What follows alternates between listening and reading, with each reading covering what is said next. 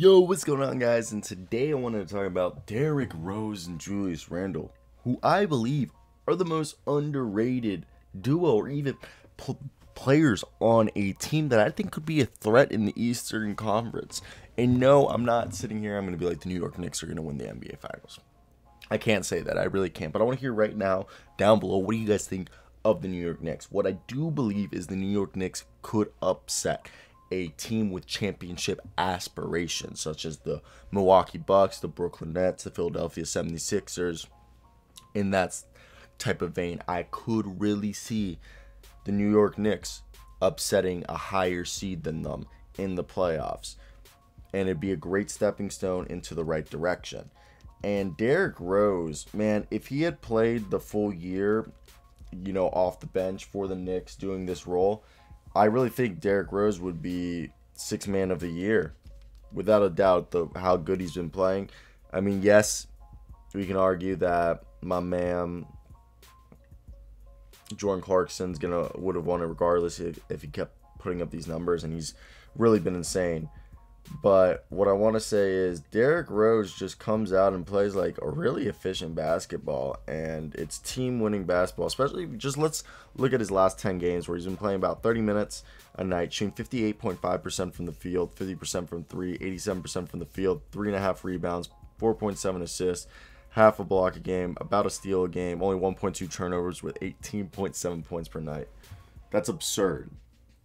All right, that's really is absurd. And the lineup they're running with, obviously Alfred Payton's hopefully going to be gone. They did just sign that one guy from overseas, correct me if I'm wrong. But, yeah, the Knicks. I like, Alfred Payton's not terrible. He does what they need him to do, play good defense. Julius Randle continues, he's going to be at least third team All-NBA. He's a legit beast, averaging a double-double this year, getting about a steal a game. He's really just been a phenomenal player on a consistent night in and night out basis. Deserves to be all NBA. Obi Toppin has improved from, his, we could say, difficult stretch in the beginning of the year. He's playing more minutes. He's still, he'll get some games where he's playing more minutes. I don't know. It's just it looks better recently than he has. He's still not been impressive for a guy who was touted as going to be able to immediately transition and smoothly transition into the NBA game. He hasn't been able to do that. Can we give a round of applause for Taj Gibson at 35 years old, or snaps, for being able to still play pretty decent? I know he played last year, but I really just feel like Taj Gibson was just kind of falling out, but this year he's just came back and turned back the clock to 2015, it seems like. I'm kidding, but more like when he was on Minnesota the first year with Tom Thibodeau, he's turned it back to. But yeah, Todd Gibson just seems like the guy that whenever he's with Tom Thibodeau, he works out. We could talk about Manuel quickly all day, how I think he's been the steal of the draft, and what a phenomenal move on their part getting him, because that's what they really needed to do. That was so smart. And in the redraft, he would have gone to the lottery. If you guys, I've said this every time I talk about Manuel quickly. He actually went to high school 15, 20 minutes away from my house back home in Maryland. And yeah, I know, the last 9 games, he's seen more minutes and he's been playing phenomenal. I mean, yeah, his field goal percentage for the year is 39.9%, basically 40% from the field while shooting 39% from 3 on the year. He's a guy who looks like he's going to be one of the most all-around players in the league.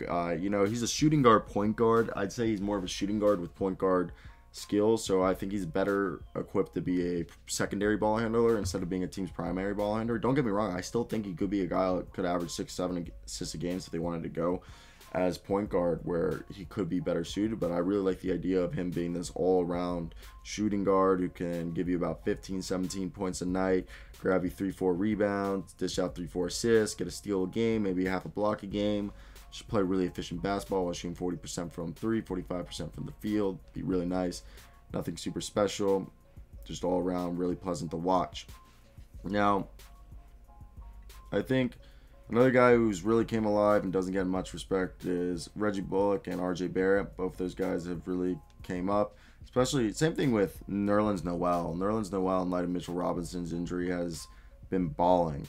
And I really want to see Luca Veldoza before the year ends. Maybe he'll show up for the playoffs or no. Someone tell me what's the word on that one. But Norville Pele hasn't been playing as much as he has in the past, but he looks like a really good rim protector for this team. Reggie Bullock over here just shooting lights out, getting the occasional steal. Like, really, Reggie Bullock looking like the best version of himself. Really being the epitome of what a 3-and-D wing is today. And yeah, he's close to, like, he's shooting a shit ton. Like, 6 threes a game at a 40% clip. His best mark since 2017 when he was on the Pistons. When really he made a name for himself on the Pistons being that shooter. RJ Barrett, if we just see this kid's jump, it's been phenomenal. Even now, like the last 10 games, he's been playing phenomenal, averaging 19.5 points, shooting 45% from 3. But for the season, 17 points. He's jumped up everywhere across the board. More rebounds, more assists, same blocks, less steals, less turnovers, better shooting splits, more minutes, more points. Good shit. RJ Barrett's playing good. And I think this is a team that, hey, if you're a team with championship aspirations, watch the fuck out because they can fuck them up. But yeah, I want to hear your guys' opinions down below, what you guys think of the New York Knicks. But that's it for me, you guys. Peace out.